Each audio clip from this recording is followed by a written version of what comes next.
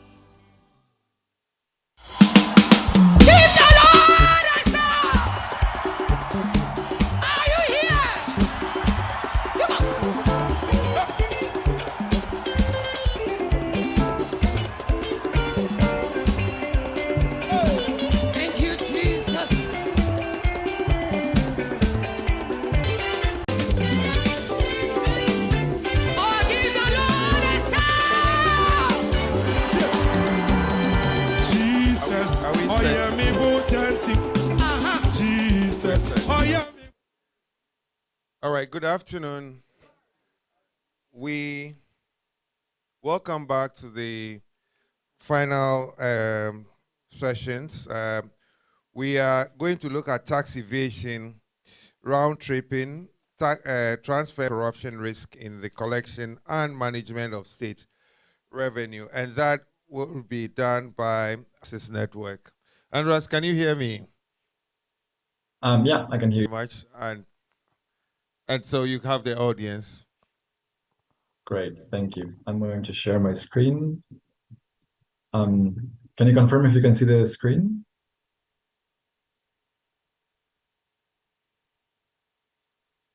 Yes, we can. Okay, great. So thank you very much for having me. I'm going to take my time to stay within the time limit. So my name is Anders Knobel. I work with the Tax Justice Network. I don't know if you know our organization, but mostly producing two indexes, the Financial Secrecy Index and the Corporate Tax Haven Index, where we try to identify secrecy jurisdictions and tax havens that enable from secrecy and tax evasion and money laundering to tax abuse by multinational companies. And one of my areas of research has to do with beneficial ownership transparency and offshore trust laws or offshore trusts. So we'll try to give you some examples of why beneficial ownership transparency is so relevant for tax collection and to prevent both the evasion and avoidance of different types of taxes. So basically, what I've explained many times is that in a world without beneficial ownership transparency, any company that's operating the economy might look legal and legitimate. And there's nothing in a company by itself that can usually reveal the commission of any crime or any abuse. So in this case, we might think about public tender with the tax authorities, and then either a charity, different companies holding different types of assets, or an investment fund. And again, companies even providing services to companies that obtained a public tender. Now, it is only once we have beneficial ownership transparency that we can start identifying some cases of tax evasion. In this case, an individual here, who is also likely involved in corruption, might be trying to launder the money by investing it in foreign banks or also in crypto assets, such as Bitcoins. Now, without beneficial ownership transparency about the bank accounts or these crypto assets, it will be very easy for this individual to be hiding those assets and not to declare and report them to the local tax administration. Unless the administration has access to these, they will in a way have no way to prove that this individual is evading foreign income. Another case has to do that this individual, maybe as part of a money laundering scheme, will then shift all this stolen money in different bank accounts from different countries to ultimately start creating different companies or investment funds. And to this, I'm actually based in Argentina, and here the country levies a wealth tax during the life of people.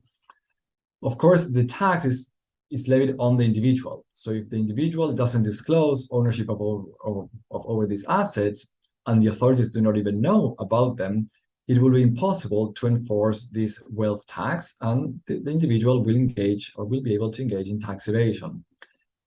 So this not only applies in case any of these assets are located abroad, but in many cases, this also applies when the assets are locally located, because if the authorities do not have access to beneficial ownership information about all of these assets, then it is impossible again to know and enforce the tax. In some cases, countries actually might have a real estate register or a register for vessels or for private jets or for cars. But in many cases, they do not cover beneficial ownership data. So it might just be a company or a nominee who appears as the owner. This could also be a trustee. And if authorities don't have access to the beneficial owners of those nominees or legal owners, it is impossible to determine that this is the person. For other types of assets, like works of art or crypto assets, there's usually not even a register. So it tends to be impossible for authorities to know who this individual is or any of the assets that they hold. And of course, it's also relevant for money laundering. I mean, they asked me to focus here on tax issues, but of course, this could equally be relevant for money laundering or unjustified or illicit enrichment. This was a famous case of Argentina, again, where I'm based, referred to a billionaire. So this billionaire created a trust, and then this billionaire had been paying wealth tax in Argentina. Then he created a trust and put all of his assets in this trust, and then decided to stop paying the tax because he claimed not to be the owner anymore because all the assets were now in a trust. The justice and the administration was eventually able to prove that the trust was actually controlled by him, and he was the only beneficiary during his life, and only upon his death there would be other beneficiaries who could get distributions. And that's why they determined that he was still, in a way, owning the assets and still had to pay the wealth tax. But in the case of trust, which is one of the fields that I work on, they are actually surrounded by much more secrecy than companies, because usually there's no register of trusts. So it's impossible to know that a trust exists or who the parties are or the assets that they hold. So in this case, the billionaire had actually disclosed all the information to the tax administration. He was trying to legally not pay taxes by abusing the law. But this could have equally been a case of tax evasion, where all the money was simply put in a trust, and this fact had not been disclosed, and simply the person would not pay wealth tax. Another case could be wealth tax that will apply most likely after the death of the person, and that has to do with inheritance tax. So to prevent that, what individuals tend to do is, again, to create a trust, because in that case, the money will always be in the trust, and the beneficiaries, like the children or the spouse of the person who is about to die, will never become the heirs or the owners. They will never receive a distribution. They will simply use the assets in the trust without asking for a distribution. So that is one way to avoid inheritance tax, and there's a very famous case in the UK about this. And some countries, in order to prevent this avoidance of inheritance tax, they also apply a gift tax. So whenever an individual donates assets to another person, or whenever they settle assets into a trust, they might levy a gift tax. But again, if no authority is aware of the existence of a trust or the location of the assets, then it might be very easy to evade this gift tax as well. And this was a very famous case you might have heard of in the UK a few years ago. The Duke of Westminster inherited about £9 billion. And just because all of the money, most of the estate was really held in a trust, he did not have to pay about 40% of inheritance tax that would have otherwise been applicable. So trust can easily be used to circumvent these inheritance and wealth taxes, and it is only if authorities have full information about the trust existence and on the parties and on the relationships and provisions in the trust that they can start enforcing or challenging these financial instruments. But again, given that trusts do not need to register, it's almost impossible to get access to all of these documents. Another case has to do with capital gains tax. So as you know, many countries levy a tax whenever a person, this could be a legal person or individual, sells an asset like a piece of art, real estate, or shares in a company. So one way to prevent this is that instead of company O selling the asset to another entity, what they do is they simply change the beneficial owner. So there is an indirect transfer of ownership above this. So it appears that the legal owner is always the same. So this will give the impression that the asset never changes hands, so that's never to trigger the capital gains tax. But what happens in reality is that many layers above, and most likely in an offshore jurisdiction, different entities can be transferring assets or shares among each other just by changing the beneficial owner. And unless the authority here finds out about this, and again, this is very unlikely, it will be impossible to levy and to enforce the capital gains tax. And actually, even if they find out about it, like the case of India, if they don't have the proper provisions, they will not be able to enforce the tax. And that's what happened in India in the Vodafone case. So one of the ways to improve this is by requiring the capital gains tax to be triggered, not just by the sale of an asset by a person, but also when the legal owner of an asset changes their beneficial owners, because in a way that would also entail indirectly the transfer of the asset. So this was the case where Vodafone won a case where, again, they were holding Vodafone India, but through an offshore entity in Caymans, and so they simply changed the ownership offshore. And then when the Indian tax administration tried to levy this capital gains tax, and we're talking here about 2.2 billion, the court finally said that was not possible. Another case has to do with dividend tax evasion and avoidance. And this is a real famous and unfortunate case of tax fraud that happened in the EU. And this refers to the CAM-CAM and the CAM-X scandals.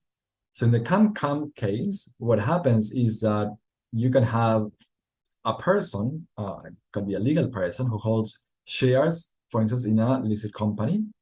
And then whenever this listed company distributes dividends, these dividends might be subject to tax depending on the residence of the owner of the shares, for instance, if they are a resident.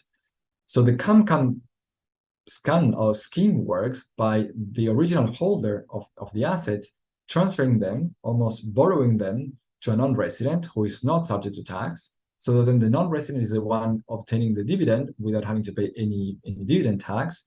And then after a few days, this new holder transfers the shares back to the original owner, and then they share, in a way, the profit of having avoided or actually evaded the dividend tax. That is the most simple case.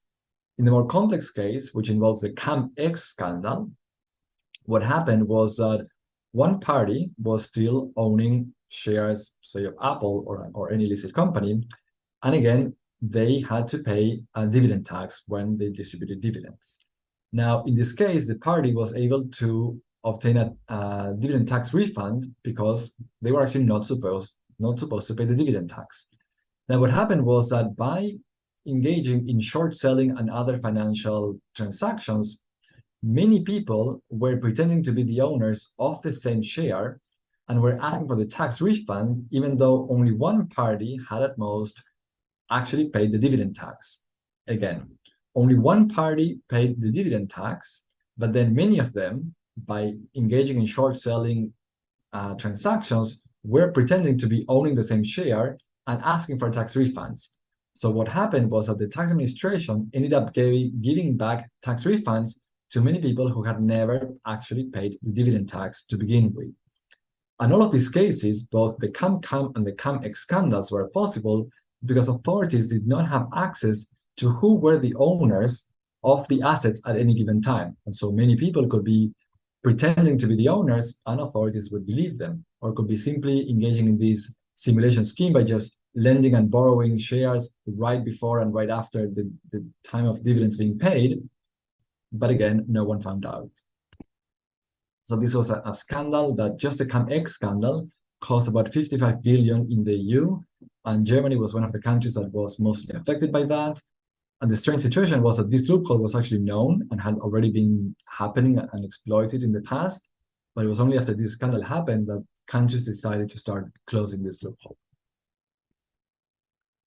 Simple administration deactivated a shell company that had issued fake invoices for a total of 2 billion of the local currency.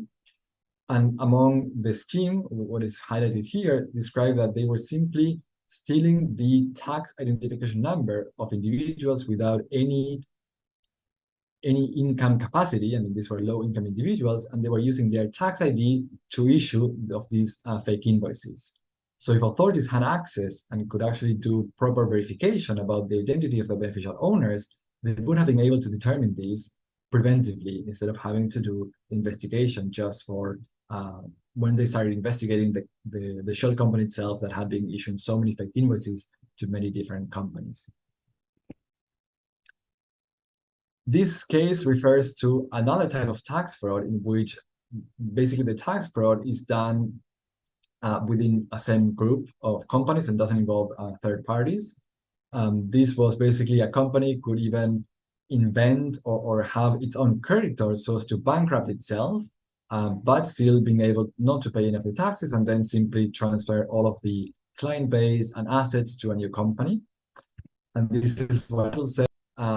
So in many cases, countries provide a tax incentive for non-residents to promote foreign direct investment.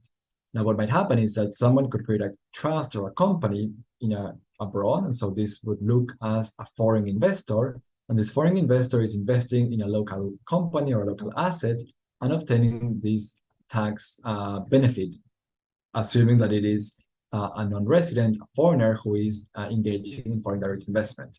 It is only once we have full beneficial ownership transparency that we can determine that actually this refers to a local resident who is engaging in round tripping and who is exploiting and obtaining a tax benefit who shouldn't have been obtained to begin with, because again, it refers to a resident trying to pretend or pretending to actually be a non-resident just to obtain the tax benefit.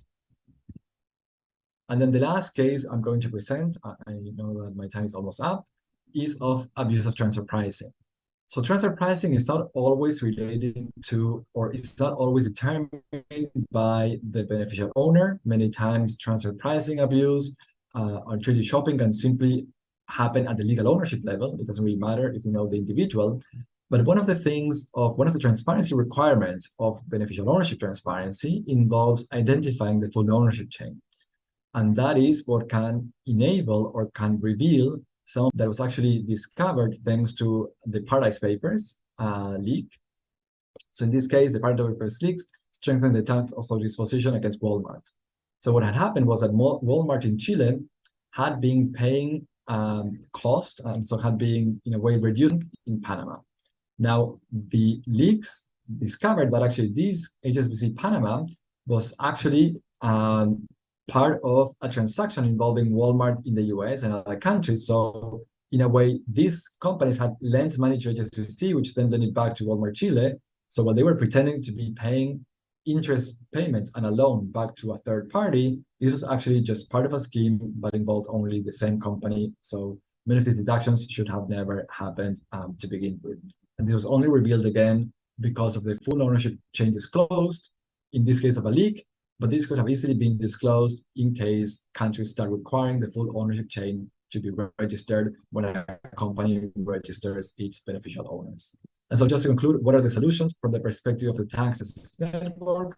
Of course, it is to have central BO registries for legal and beneficial ownership information for all types of legal vehicles, not just companies or legal persons, but also to cover foundations and trusts. And this should happen and be triggered whenever the legal vehicle is either incorporated, so it refers to a local legal person, or when it's a foreign legal vehicle that has either local assets, local operations, or local participants, like a shareholder or a beneficial owner.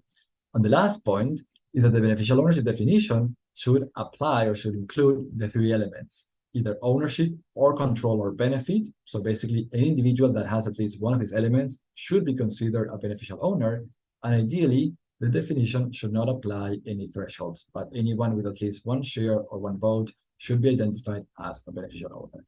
Okay, thank you very much, and I will stop here. Much, Nobel. It sounds very good. Slowly, things are beginning to come together for me, a layman, and I believe you, the expert, you may feel the same as well. We are inching very, very close to the end of the day. We want to take just one or two sticky questions before we go to the next presentation. If there is anybody who would need some clarification, the floor is open for some clarification. You may even have some perspective to the presentation. And this is the time I'm going to go to my colleague, my friend from the OSP, to hit your question again, and let's try and see whether we can get some answers from Noel.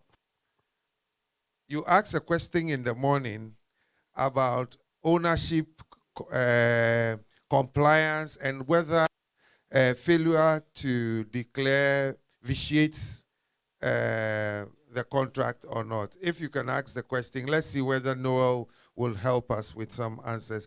And then also Edwin is there, so let's see if we can get answers. Okay, so the question again, I just want to find out if two parties agree, let's say they have a nominee contract, and one is fronting for the other. The one party is the one who goes ahead to register the company, and he does the declaration. But then he fails to indicate or disclose who the beneficial owner is. My question is, would this contract between these two parties be enforceable? And is it possible, on the basis of the fact that the party who made the registration failed to disclose the beneficial owner, which is usually a requirement by the competent authority, would that be enough basis to say the contract is not valid and therefore cannot be enforced? That's my question. Thank you very much. No, Nobel, this question came up in the morning. We have had various perspectives to it, and we want to hear from you. If you got the question, we want to hear your perspective as well. So you can take the question. Thank you.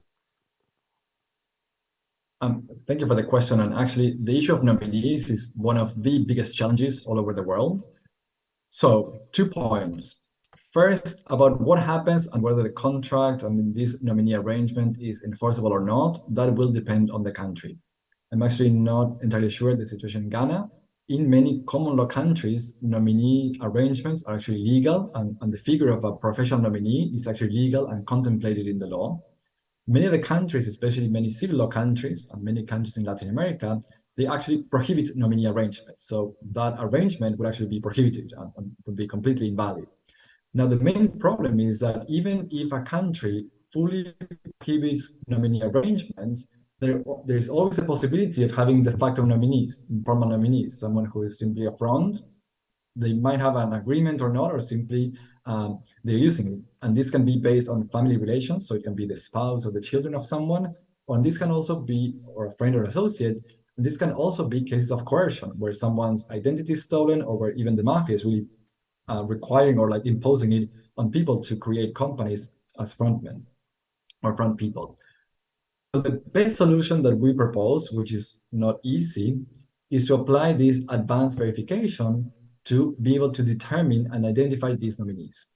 Now, to do that, authorities need to have a lot of information about companies, and they really need to know their own companies, and especially they need to know their own beneficial owners, to know in a way what they look like, so as to at least identify from outliers or even red flags. So there were cases in Argentina, for instance, of the company, a very important company in charge of printing the local currency, so clearly almost like the US dollar of Argentina. In this case, they found that one of the directors was an individual who was living in a low-income neighborhood, had no declared income. He was actually receiving almost like a poverty pension from the government.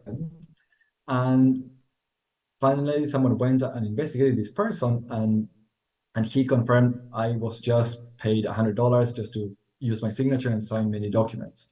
So it is only once you compare and you say, well, again, there's nothing illegal per se, but it should raise some red flags or some suspicion when someone in those characteristics, again, appears as the owner of a very important company.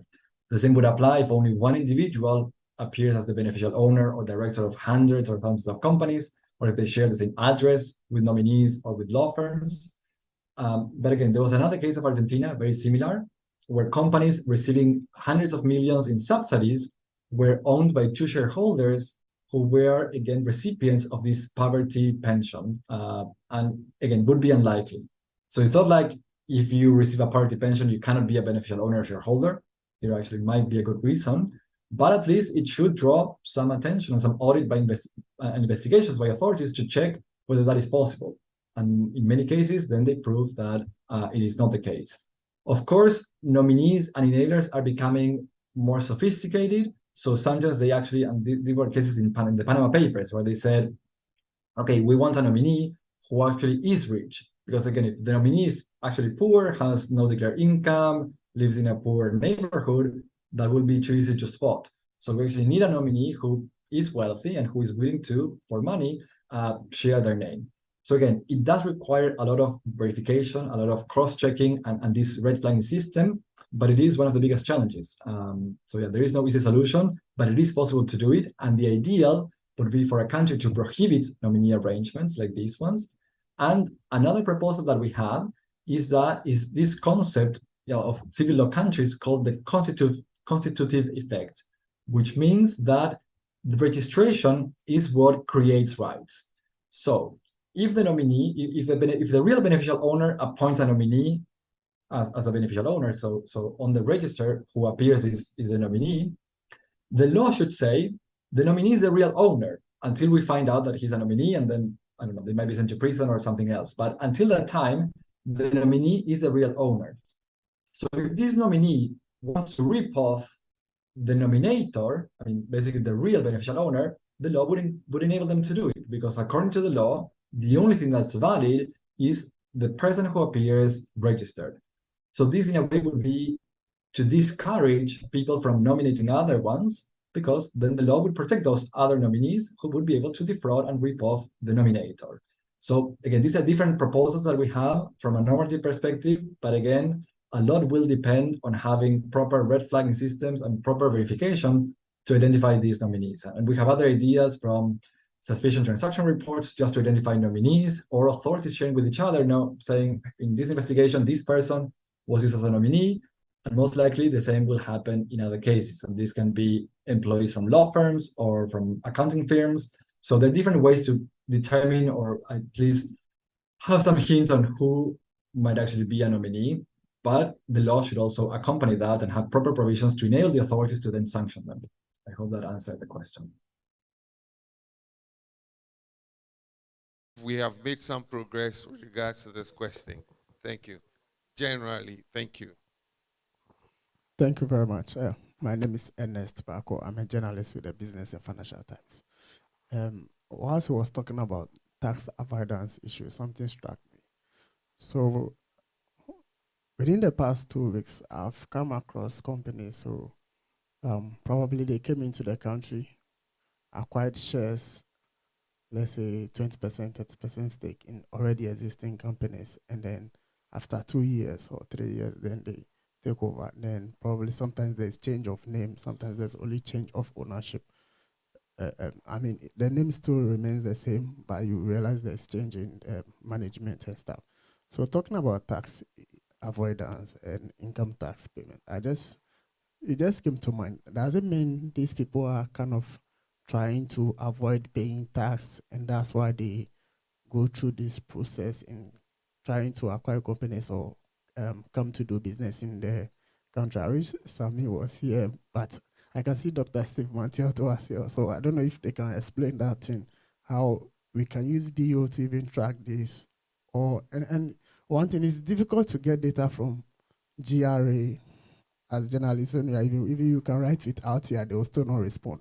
So even if that is what is happening, how do we even track that probably they are doing the right thing, they pay the right money, or there's something fishy going on? Thank you. Very well, great. That's interesting. Now we will take another question or comment and then you can wrap up. Let me say that we are not doing too well, but fortunately or unfortunately, Dr. Osai is in Parliament and will not be able to make it. So we save some time there, and so we will close at the due time. Thank you.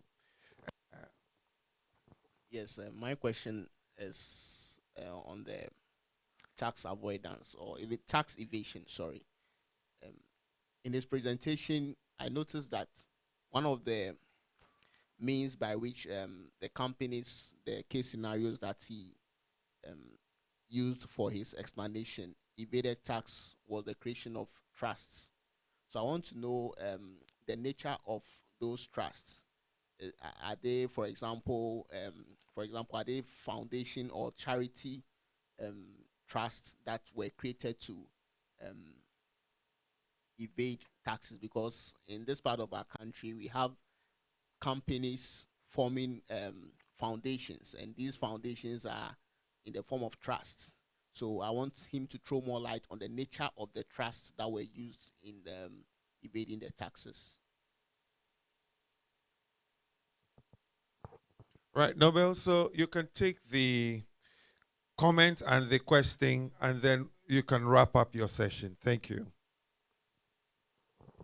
Yes, so to the first question, I don't think we can say that any change of name or any particularity of any company can by itself reveal an illegal, basically a crime or tax avoidance or anything. I mean, yeah, basically just by seeing a company changing its names or changing its beneficial owners, that wouldn't be enough to say, oh, they are engaging in tax evasion, avoidance, or money laundering. That's not enough. What is relevant is, again, to start analyzing these cases, finding these outliers, and then spending more time to ask more questions. Ask for more details, ask for bank transactions, contracts, and just to understand what is going on. So, for instance, the tax administration of Argentina has many indicators of what represents risks or higher risk, most likely compared based on past experiences of companies engaging in different crimes. So, for instance, changing your address many times might be an indication of risk, because that means that the company is trying to prevent official notifications by a judge or by the administration. Frequent changes of beneficial owners might also be a risk indicator, especially if the company is being investigated. And there were many cases in the UK where a company was investigated for money laundering and embezzlement, and every time the judge would summon one of the parties to be present, they would just keep changing the beneficial owner. And at some point, the judge said, okay, come on, you're just changing it all the time. And even one of the new appointed beneficial owners has not declared income. Clearly, you're just changing names and changing beneficial owners only to avoid and circumvent these proceedings. So I would say that any change is not problematic by itself, unless it's too frequent or too much compared to what happens for normal companies in the country. So that is the analysis that you can do. And then when something is an outlier, then investigate more. It can be tax avoidance, can be tax evasion, can be money laundering. Maybe it's completely legitimate, but there's no way to know. But again, it is at least able to start choosing which companies to audit more and to ask and require more information from. Now, on the question on trust, and again, I'm not entirely familiar about all the types of trusts that are available in Ghana, but even if they were or not available, nothing prevents a local resident in Ghana from creating a trust in the UK, Jersey, Panama, or any other country. So in a way, any trust could be exploited for these purposes. The main problem with trust is that, as I said, in most countries, especially in common law countries, they do not need to be incorporated or registered. So a trust exists just because the parties, the settlor and the trustee, got together and agreed on the trust, and no one else finds out about that. Maybe they have to register for the tax administration purposes, maybe they don't, no one will find out. So that means that there's no information about the trust, about the assets of the trust, about the people involved in the trust, like the settlor, the beneficiaries, or the trustees, and especially the relations among them. Because the trust deed might have some basic data, but then there can be a secret letter of wishes revealing the true intentions of the settlor. In some cases, individuals create charitable trusts or even charitable foundations just because they tend to be either tax exempt or subject to different regulations and different provisions. For instance, in Ireland and in the UK, Some charitable trusts do not need to register their beneficial owners. But of course, then, even though the trust can say that it is, I don't know, for the Red Cross, maybe no dollar will ever be distributed to the Red Cross. So the Red Cross appears as a beneficiary, but it is only the people or the beneficiaries chosen by the trustee, especially if it's a discretionary trust, those who will receive a distribution. So in a way, a trust gives you all the flexibility in the world that you want. You can pretend on paper anything you want, that UNICEF or the Red Cross is the beneficiary, but still only give distributions to the people that you care about, or not even give them a proper distribution, but simply do this indirectly by either letting individuals use the trust assets like a mansion or a yacht or a private jet, or also just doing these indirect distributions, such as paying for their credit card consumption or the university tuition fees. That's why my main proposal in relation to trust is that they are so secretive, so we just need more transparency about them. We should require trust to be registered for them to exist and be legally valid. Otherwise, the trust should be completely disregarded. And we should be asking for information on the trust assets and the trust parties at the beneficial ownership level. Only then can we start asking the questions. If we only have secrecy, then basically anything could be going on in the trust, and it's very difficult to determine this. Many times, we find out about a trust not because the trust has to disclose, but because the parties to the trust fight among each other. So many times when there's a divorce and maybe the husband is trying to rip off the former wife, then the wife goes to the media and starts disclosing things. Or when different parties, children or different beneficiaries fight among each other. That's when we find out about this trust that can have billions in assets under management. But otherwise, no one would even know of their existence.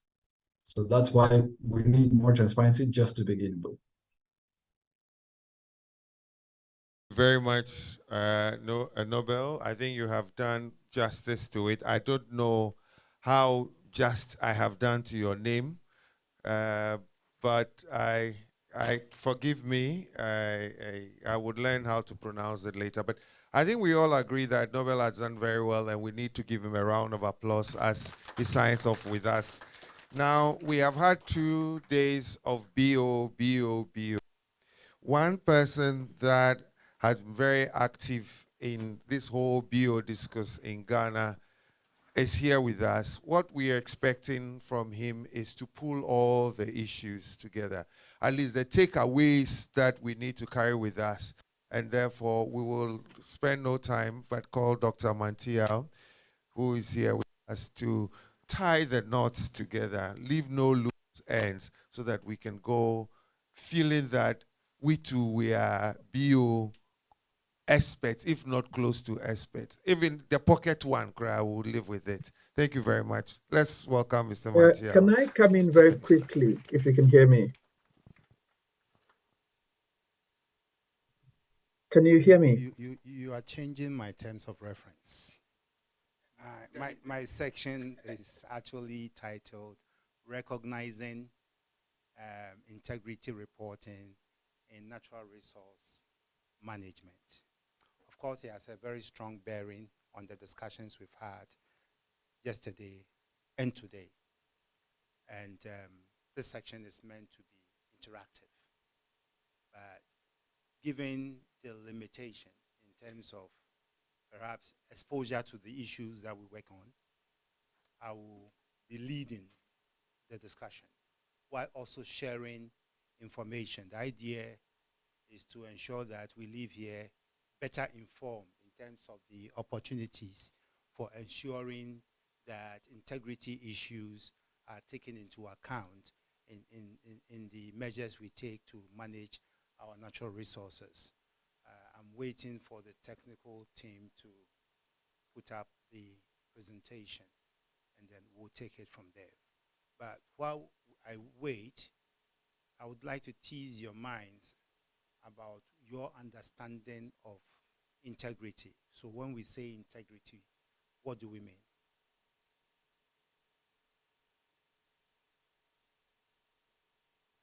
Who wants to share with us his or her understanding of integrity? If nobody is able to tell us what integrity means.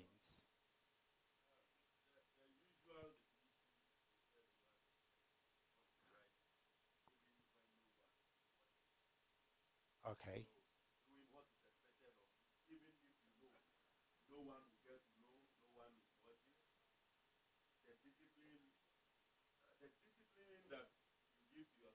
Yeah. Okay.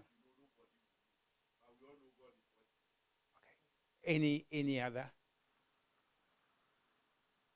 Okay. That is correct. But let me take the first slide and then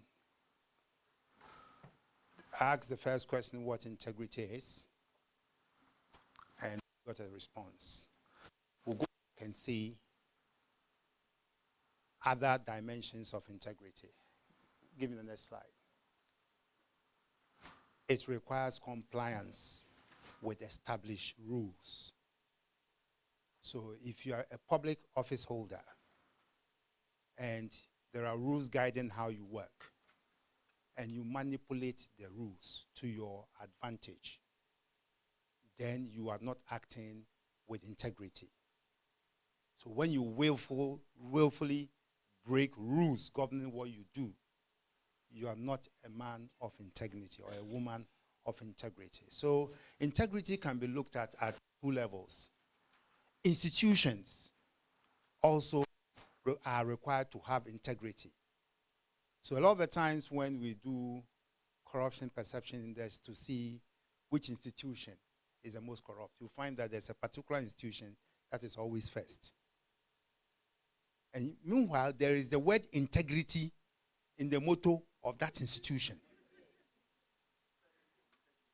Service with integrity. And yet they are always first in that integrity scorecard. You see, so institutions are required to act with integrity. So are individuals who hold offices in the institutions. And we are looking at you working with the established rules. So if your service rules says that you should not extort money from people, and you do that, you are breaking your rules. But then there's also another dimension that has to do with ethical norms. If a policeman takes bribe, not act with integrity, see? But that's also criminal and can be prosecuted. Then we have ethical norms. Anybody who does not act ethically is not a person of integrity. Can we, and you know, usually you cannot prosecute or criminalize ethical behavior. Can we have an example of an ethical behavior that actually shows that a person does not have integrity? Yes, sir.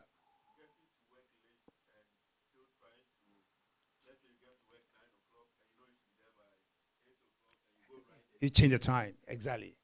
You're not acting, you cannot be taken to court for that. It's not criminal, but you're being truthful. And fullness or integrity is very key in the resource sector for some reason. Let's go back. Let's go back to the first slide. Why is integrity important in natural resource management? Can somebody share his or her thoughts with us? Yes, sir. Because the resources belong to a country and is being given to people in trust, you want the people that you are handing the resources to be people of integrity so they can handle the resources appropriately. Yeah, any more idea? Any suggestions? Yes, sir. So in our context, you find that for some officers, there's some discretionary power to use. So in those contexts, you need somebody with integrity who take a decision for the general good instead of to go to line. That is correct. So let's go back to the next slide. Okay, good. Why is integrity important? First and foremost, and I think that's the point you made. The resources we entrust into the hands of some Ghanaians to be managed belongs to all Ghanaians. But the 2 million Ghanaians can directly get into the business of making decisions. We all cannot go to parliament to ratify contracts. So we elect a few to act on our behalf. And I like this particular statement. The executive director, former executive director of like used to say, we should watch that word. It's on our behalf, not our before. So that we have the right to play a role in that decision making. We have a right to be consulted. But basically, the integrity is important because we are entrusting something that belongs to all of us in the hands of a few. And so it's a big risk we are taking. And we need to make sure that those we are entrusting us into are people with high integrity, who will take decisions not for their personal benefits, but for our collective benefits. Besides that, integrity is important in ensuring that the country derives a deserving share of benefits from resource extraction. I don't know if I shared the example of the EO group yesterday. Somebody appointed the ambassador of Ghana to the US and Canada. Then he go look for investors to come and exploit our resources. Because what I did, my role in bringing these investors into Ghana, I needed a share of that business, which is 3.5%, which later was sold for $350 million. Just 3.5%. Now, if we know that as an ambassador, your job is to look for investors for Ghana, it includes your terms of reference. Why should you benefit from bringing investors to the country? It's an integrity issue. And I recall on one particular occasion, I brought this matter up. And then it was a technical roundtable at GIMPA, and the National Security Minister was one of the speakers. So after raising the issue, during the coffee break, he pulls me aside and said, Doc, sorry, I did EO group. That is, we are always complaining about EO group, but we haven't seen Joe Ofori. I said, who is Joe Ofori? He said, I'll go and look at the AFREN contract. There's a certain 2% which has been given to a certain Joe Ofori. They thought he was one of them, one of us. So they were giving it to, taking it away from him, not knowing he's one of them. So I said, oh, Honorable, then if that is the case, then it looks like both MPP and NDC have had to short this country. He said, well, you can also consider it as local content. Because they are Ghanaians. So it's important. You send somebody to go and negotiate a contract for you. You must be able to trust that person. And it is that, to that extent that integrity becomes very, very important. It's also important to ensure that the accrued benefits, so it's not only at the stage of signing contracts, but also the accrued benefits from the risk are shared fairly and equitably, not equally, but equitably. It's important. If we share it equally, some will suffer. Because if you look at where some are, they need to be given more to bring them to a level of decent living. Share fairly and equally. So we have oil in this country. How many of you feel the benefits of the oil? Oh, you don't feel it? But you know that about a third of the free SHS budget is coming from oil. So if you have a relative or a child who has benefited from free education, you have also benefited from the oil. The issue as to whether it's the best use we can put the oil money to is different. I mean, we made the free SHS free for all Ghanaians. Of course, some of us do not think it's the best way to use the revenue. And so, given the opportunity, we can all have a debate, which is when I say they act on our behalf, not our before, then it means that when we complain about how the money is being used, we have a right to do so. If I look at the number of unemployed youth in this country, especially among graduates, I don't think we need to create more unemployed secondary school leavers. We are compounding an already bad situation. My view would be that the reason people cannot pay their children's school fees is because of poverty. Poverty also because there are no jobs. And so if God blesses us with oil money, I would rather put it to use in a way that creates jobs so that people can find jobs and pay their children's school fees. That is more sustainable. I was able to pay my way through school because during holidays, in our time, there were vacation employments. Before school vacations, you make your own arrangement. Some will go to grain warehousing where they go and bag corn and rice. And then the ladies will be sewing the what do you call the bags. Some will go to the harbors, go to Tema, textiles manufacturing and all that. And by the time school reopens, at least you have money to take care of your education. Today, those opportunities are not there. If not even attachment, which is not paid. You can't get it. So that is my perspective. But let us recognize that the accrued benefits and how it is distributed also needs integrity. During my tenure as chairman of PIAC, I'm sure many of you read reports that some of the oil-funded projects could not be traced. And the money belongs to all of us. Before I left, there was even a more serious issue. Some amount of something close to 2 billion Ghana cedis that could not be accounted for. I started chasing that one in 2017, 2018. Government kept giving excuses. Sometimes they were even dribbling us. They would tell you, oh, the money is in budget. We do the analysis, we find that the money is not there. Then we draw the attention. They say, oh, that was an oversight. We'll bring it into the next budget. We kept doing that till 2019 or so when I exited.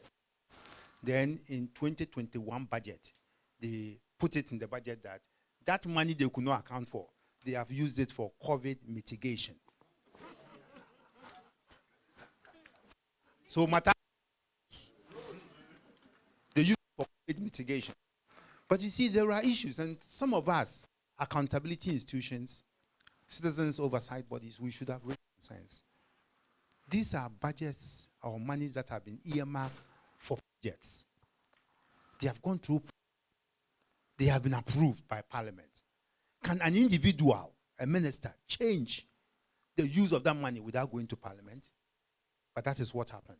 Unfortunately, when PIAC appeared before Parliament, they couldn't articulate that angle. So there are issues. And so how the money is spent requires high level of integrity. Again, that the management and the use of the revenues should result in what? Improvement in the quality of life for all of us. Sometimes we do injustice to segments of our population. Recently, I was doing some work for, I realized that the population of persons with disability in this country is about over 1 million. Yet they are not represented on the Public Interest and Accountability Committee. And so when we are taking decisions on how to spend the petroleum revenue, we forget them. And they are there to speak for themselves. Meanwhile, they have a share in that revenue.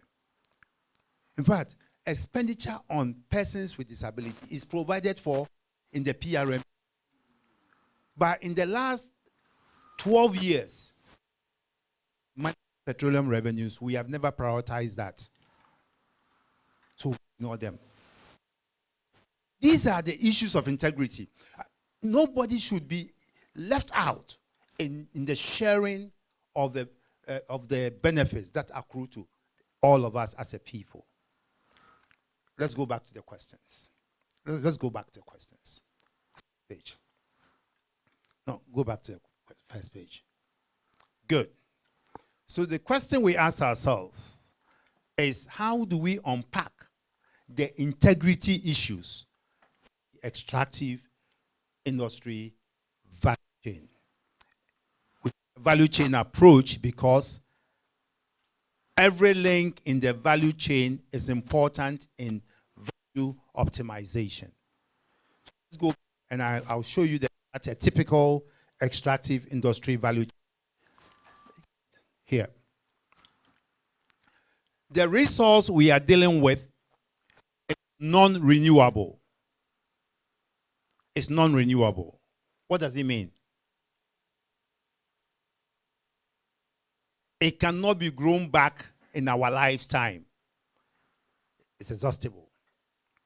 And so if it is exhaustible, then it ought to be managed very well to ensure that its benefits become lasting for its people. Now, do you know how we treated extractive revenues in this country? I mean, something that is exhaustible. We have treated this like chop money. In Ghanaian parlance, chop money. That is, spending most of it on what? Recurrent expenditure. Chop, chop. I mean, which reflects the typical attitude of the Ghanaian. If God blesses a family and they are able to procure a taxi, anytime the taxi driver brings sales, the madam of the house will be ready to receive the bulk share. Then she goes to market, prepares soup, they enjoy it. They save nothing for the maintenance of the taxi. Then the day the taxi breaks down, you'll find that they pack blocks under it. And that's the end of their sustenance. This is something typical of most Ghanaians, and we know it, don't we? Even within our own families, extended families, somebody becomes a Busua Penyini, and he makes sure that in his lifetime, he sells all the Ebusian land. And he does not translate that money into any capital or asset that future generations can live on. Funerals and marry more wives, as if women are trophies. And so when he dies, he leaves behind nothing.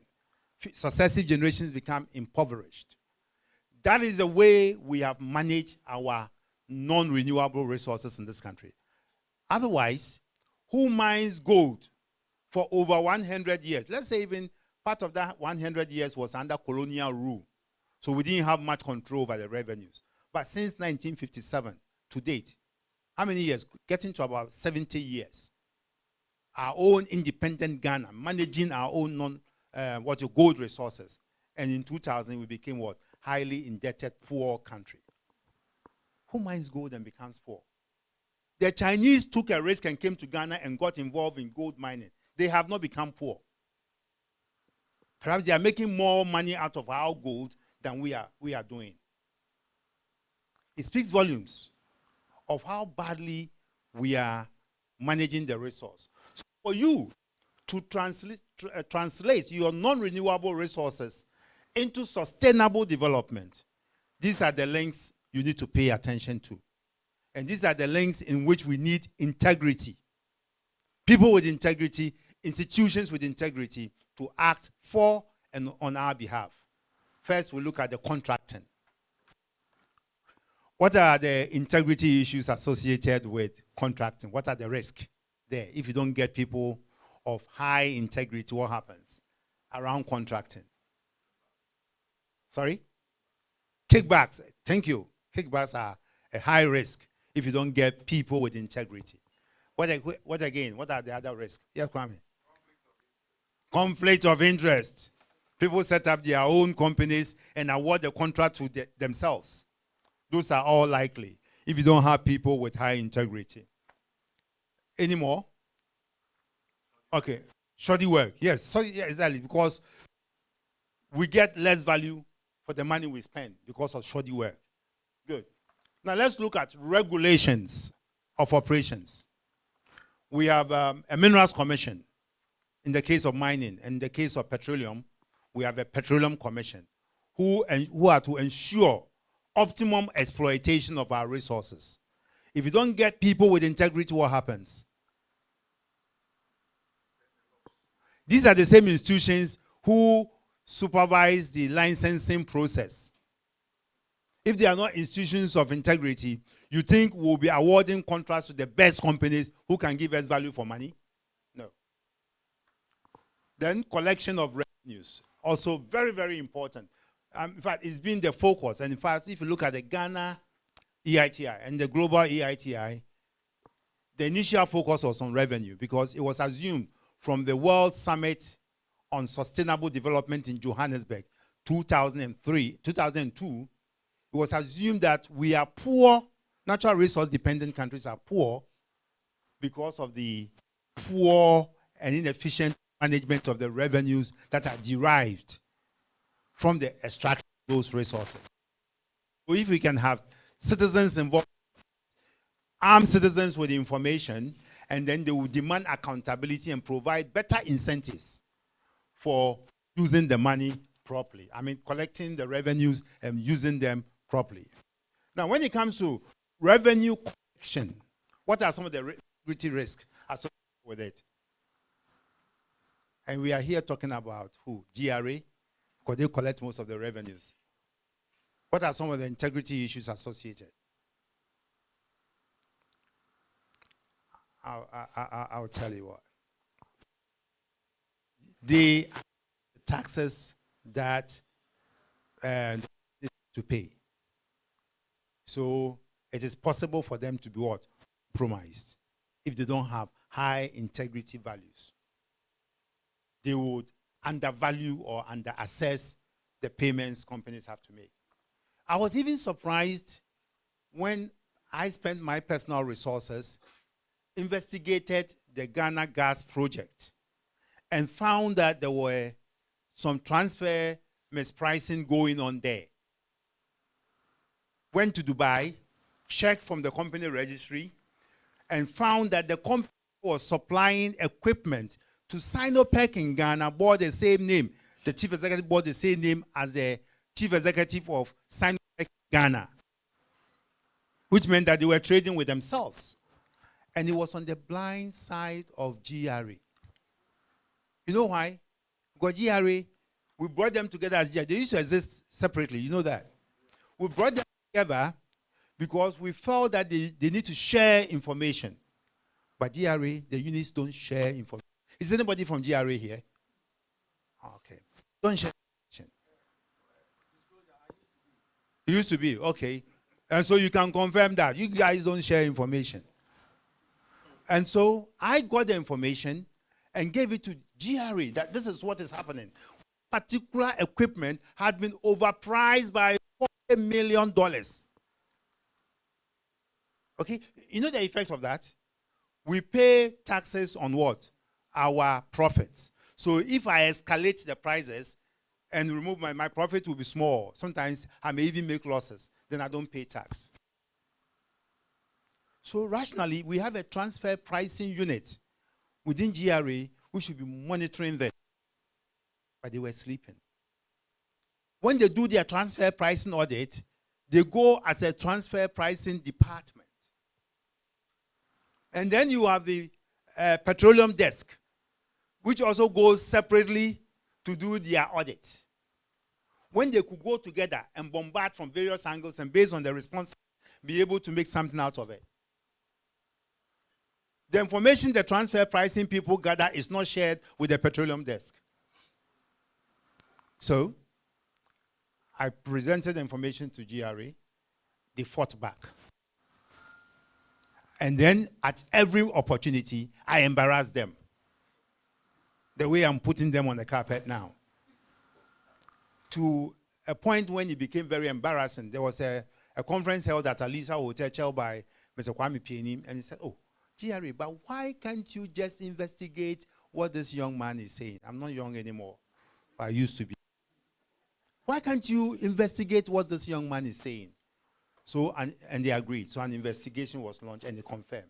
And then Ghana got 16 million back from in additional taxes. You get the point. So it's important that we all get involved in the revenue collection. Sometimes people deliberately will under-assess the companies. Sometimes people can be compromised not to even do the assessment at all. We started producing oil in 2010. It was on 2014 that the first audit of the oil companies were undertaken in this country. 4 years. And you ask yourself, so every year, what work was the audit units doing? Anyway, then there is revenue management and utilization. Management of the revenues, we also need people with high integrity. And then we can achieve enhanced development outcomes. Right. So we're going to take it, I'm going to run you through quickly a contracting phase, opportunities that exist for tracking integrity issues in the extractive sector. Contracting, we have contract disclosure, which is a requirement of law. If you look at Petroleum Exploration and Production Act, 9, it provides for disclosure. So if you are here, CSO, you are interested in tracking issues in contracting, that's the first point of call. It's also an obligation under the EITI. So if you follow the EITI, we are disclosing all the oil and gas contracts. So you can compare them and then determine for yourself whether we are getting comparative and good deals. We go along.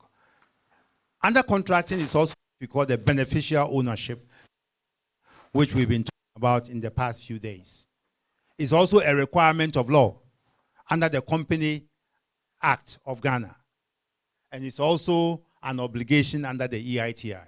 It's also being enforced by the Financial Action Task Force through its West African arm, the GIABA, the Intergovernmental Agency for Money Laundering and whatever, counterterrorism financing.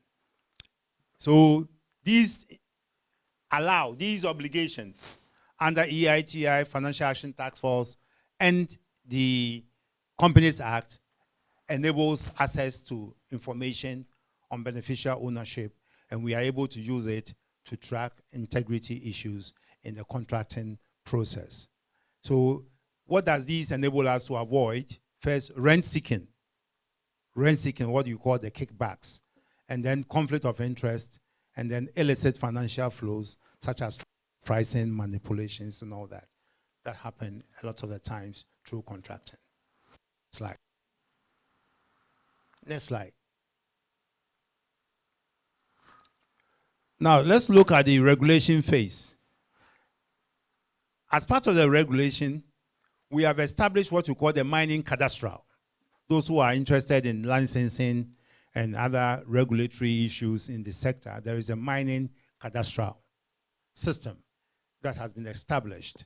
It's a requirement of the EITI, and Ghana has complied with it. So if you, at the click of a button, you're able to access all the information about developments within the natural resource sector, including contracts that have been signed. Then again, we've also established what we call a mining procurement list. Mining procurement list. And there are a few issues bordering on integrity that has come to my attention as a member of the adjudicating board of the Mining Industry Awards in Ghana. The mining procurement list requires that 35 items which are inputs into mining are procured within the local economy, the Ghanaian economy. However, some Ghanaians take the contract and head to China and then procure from China and add their profits, depriving the opportunity of building the manufacturing capability and also creating employment opportunities for our youth. That is not a behavior that borders on high level of integrity, but that is what is happening. So we need to track these issues. And then there is also the guidelines on corporate social go back, I'm not done with that. Guidelines on corporate social responsibility. This is integrity on the side of the companies. A lot of the companies do cosmetic projects that do not respond to the needs of mining communities, and they call it corporate social responsibility. And a lot of the times, if you look into their books, they escalate the value of those projects. The EITI tried to capture corporate social responsibility. We realized that there were huge disparities between similar projects, like 6-unit classroom block built by Anglo Gold, for instance, and another company could differ. Sometimes the difference can be double. If it's one built it for 400,000, another says I built it for 800,000 in the same economy. So EITI recommended that guidelines be developed. So those who are interested in tracking those integrity issues around CSR, there are guidelines to help you. And then there's the ACOBEN, which also helps to track environmental and social science in the mining sector. So those are some of the things that we have done. The objective really is to promote transparency and enable public insight in licensing and related matters. Again, it is to ensure compliance with local content requirements, promote ethical behavior of companies, and achieve environmental compliance. So those who are interested in working around these issues, these are the existing opportunities. And you can engage with it, familiarize yourself with them, and if you think that there's a need to add additional elements to be tracked, you could face with those bodies that are using these rules and regulations. Next one. Next slide. Good. There's also issues around revenue collection. We raised them already. I won't spend too much time, but the risks are around commodity trading. Who is buying gold? At what price, and is the price fair? What is the relationship between the seller of the gold and the buyer? And I'll give you the example of something that happened in India. There is a company called Glencore. It is one of the biggest commodity trading companies in the world. It turned out that Glencore was buying Zambia's copper at prices far below world market prices. So CSOs in Zambia blew the whistle, and then the Zambian Revenue Authority launched an investigation. Then they confirmed that indeed Glencore had bought shares in Mopani. And at the board level, it had managed to influence for the copper to be sold to Glencore at prices that were not to Zambia, reducing the tax payable to the government and also other benefits from the export of copper. And so what happened was that there were advocacy and Glencore was sanctioned. Glencore is currently also facing another sanction in another corruption scandal. So these are some of the issues that arise around commodity trading. Please go back, go to commodity trading. So we are trying to ensure there's currently an issue that we are looking into as EITI. There's a company in our oil industry that pays taxes on the basis of the spot price on the day of lifting of its crude oil. And meanwhile, that company hedges the crude parcel, and consistently it has been making gains on the hedging. But it doesn't pay taxes on the basis of the gains it has made, that real income. It pays taxes which are far below what it really earned from the export of our crude. And that company's argument is that they don't sell their crude oil, their share of Ghana's crude oil themselves. It is sold by their head office in London. Meanwhile, the head office owns the company in Ghana. And so we are suspecting some transfer mispricing here, and we are looking into it, and we'll see how far we are able to get. So, all right, so those are issues around the trading. Now there's revenue management and utilization. Open participatory. So the budget is one area where we can actually track some of these issues, these integrity issues, especially I give an example of what happened with money that could not be accounted for and suddenly being channeled into what? COVID mitigation. We're not giving details in the budget in terms of the specific expenditures. Okay. Then there's also the establishment of additional citizens oversight bodies, such as PIAC and the multi-stakeholder group, which is the Ghana EI. These are avenues where we are able to get more information on revenue management and utilization, and to ensure that the integrity of institutions that have responsibility for the management of revenues are held high. And then the individual whose responsibility it is, in this particular case, finance minister, to account for the revenues is important. Good. Let's move on to the slide. I think there's one or two more slides, then we'll be done. Yeah, good. So to conclude, I'll say transparency alone cannot beget accountability, and therefore better development outcomes. It's clear.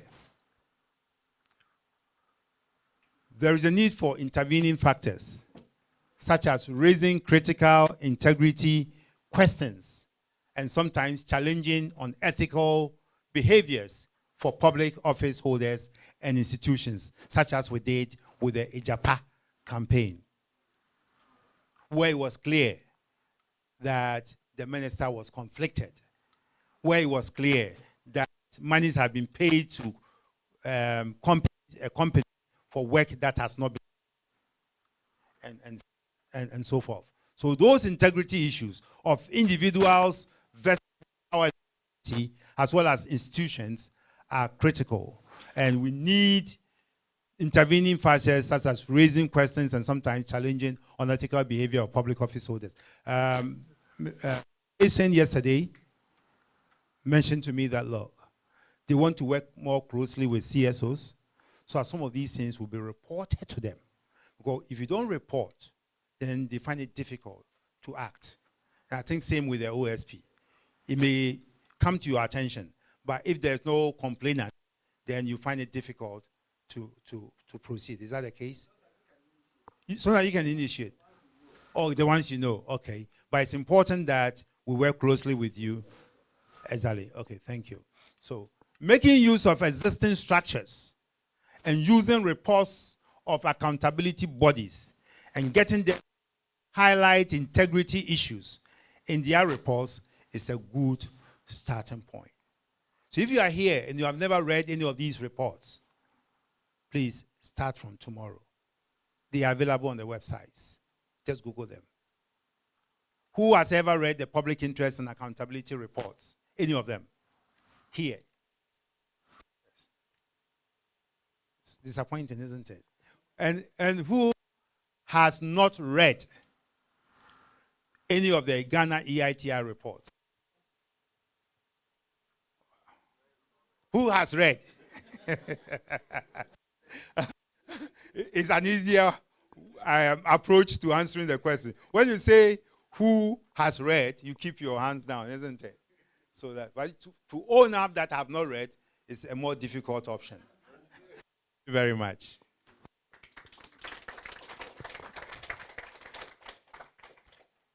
Thank you very much. I think let's do it well for Senior, thank you very much. You've done us a good service. At all too soon, our 2 days has come to an end. I love to sing the song, "Now the day is over. Night is drawing near, shadows of the evening." I can see many. Yes. Now the day. Oh, yes, yes, yes. Yes. Yes. Yes. So, now before we draw the curtains, there is a real life experience amongst us. There are people who had carried out investigations, and so they are not going to come here to speak at length, but they are going to tell us where we can find some of their investigations. I will go to one. We've heard from one already. I'll go to one. He will tell us in 2 minutes where we can find your investigation, what are the lessons learned or findings made. In 2 minutes. Thank you very much. My name is Ernest Bako. Once again, I'm a journalist with the Business and Financial Times. So, ours was on my actually do it with three other guys. One from the Finder newspaper, the other one from Daily Graphic, Maclean Kofi, and then I also have a colleague, Kizito Kujo. He's also on the project. So ours was on limestone extraction from the Manya Krobo area. So we realized that, I mean, it's on the BNFT online. If you go to the Finder newspaper online or something, it's also the Ghana Web, Ghana Business News have all published online. So it just came up this week. So it's there. You can just get there and then you get a link to read through.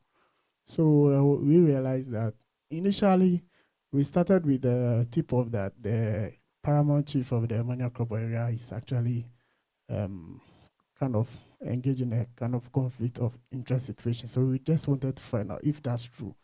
But when we got there, we realized that's not the issue. But unfortunately, there are so many companies operating without license at the place. And even those that were licensed, some of them have their license expired. They've not renewed. It's a whole lot of issue, royalty payment, infractions. Some of the companies are not even existing companies on the book of the what's the name? Registrar of Companies. And so there's a whole lot of issues there. So we are just hoping that through this report, the Minerals Commission, Ghana Revenue Authority, Office of Administration of Stool Lands will work together to sanitize the area because there's so much rot happening there. Thank you. Thank you very much. So we will publish the links and then you can read them for more information. So we take 60 seconds. You have spoken already, so we'll give you 30 seconds. Please tell us your story. All that I presented, it is our 60 pages summarized into 10 pages. And it can be found on Ghana Web and Modern Ghana. And with the title, Is Ghana Effectively Using Beneficial Ownership Data for Due Diligence in the Extractive Sector? Thank you. Thank you very much. When you said 60 seconds, when you said 30, I thought you can't make it in 30, but you have proven that you were a man of integrity. Thank you very much. Now, indeed, the day is over. P. So now, indeed, the day is over. We are drawing the curtains. I will thank all of you, but I cannot do that myself because I have been part of you, and I'm beginning to miss all of you because I felt that, oh, so when will I talk plenty like this again? I think that I am aware, but because I was enjoying you, so my colleague, the programs manager, is here. She will give us a vote of thanks, and then we can pray. We would want somebody who has not spoken at all to pray for us. I can't figure out who hasn't, but I want someone to pray for us. And so, yes, she hasn't spoken, but I won't force her to speak. So she's going to speak. She has to say some. So she would, on behalf of the executive director, thank us, and then we can pray and end it. This ambushment. Thank you very much, Michael. I would want to, on behalf of the board and management, and as well as the executive director, particularly, thank all of you for coming. I believe some people are worthy of mention, and so we will do that. And the preparation for this activity, some have done a yeoman's job in ensuring that we actualize this activity.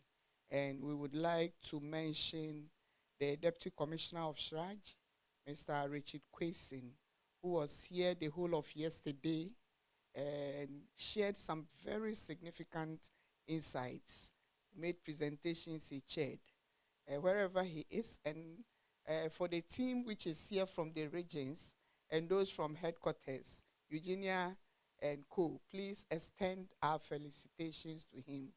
That as a man of God, may the good Lord himself continue to bless and equip him to continue to do great work for God and country. The other partners, we have the Yokos, the FICs. If I want to mention, won't finish, the GACC, where are you going? We are thanking you. Take it to the executive secretary beauty. And all our partners who have made it, particularly those who traveled from the regions to be here with us, civil society and government. Thank you so, so much.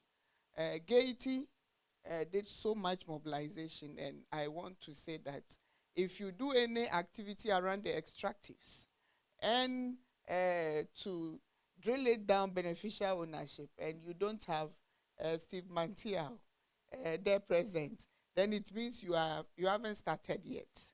If he appears, then you have started. And so we would want to say, JRI, you were a partner in this anyway, so you had to be present.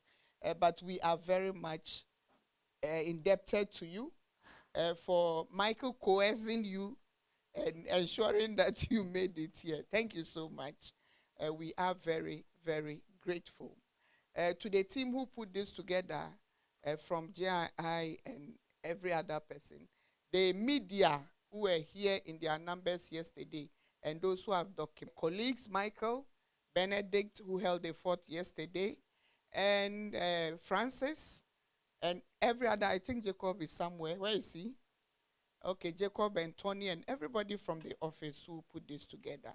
Finally, to say that those who provided the resources to ensure that we had this meeting, we couldn't go without saying, Akpe, thank you, Mungo Day, Tepohea, Dalena. To those who are from Kenya, how do we say thank you? Asante. To the EITI and the Open Extractive team, Edward particularly, who facilitated and shepherded this process through. We are indeed very grateful to you. We hope this is just the beginning of a partnership that is going to do a lot to ensuring that we firmly establish a true beneficial ownership regime in this country. The Registrar General is doing a fantastic job, but we also have a role to ensure that we are streamlining this into our investigation processes at work. For the Ghana Integrity Initiative, this has been a long journey. I believe yesterday you heard from 2017, government made a commitment that they would ensure that we implement the London Anti-Corruption Summit's recommendations. And truly, truly, we are very happy that this is coming to fruition. But we need to ensure that we talk about it to make the citizens aware. And we need to ensure that we are practicing what we have heard and said here. Yesterday I was in Saboba, but I was following the process from there. And today I've followed as well as much as I could. Streaming team, the video group, thank you so much. You have done a good job. I see myself on the TV, on the screen here. You have done a good job, but because we are thanking you, it means you would have to give us a discount on that. God bless us all. God bless us all. And as we have heard, integrity is a key word. Whatever we do without integrity, we cannot do much. And as I told some group somewhere, the Bible says that when the light shone on the darkness could not comprehend it. And that is in John 1:5. Yes, that is it. And it also says in Matthew 5:16 that let your light so shine before men that they may see your good works and glorify the Father who is in heaven. Wherever you find yourself, please remember that we are fighting this cause for Ghana and for ourselves. Let posterity judge us for the best. Thank you so much. Thank you, thank you, thank you. Now you agree.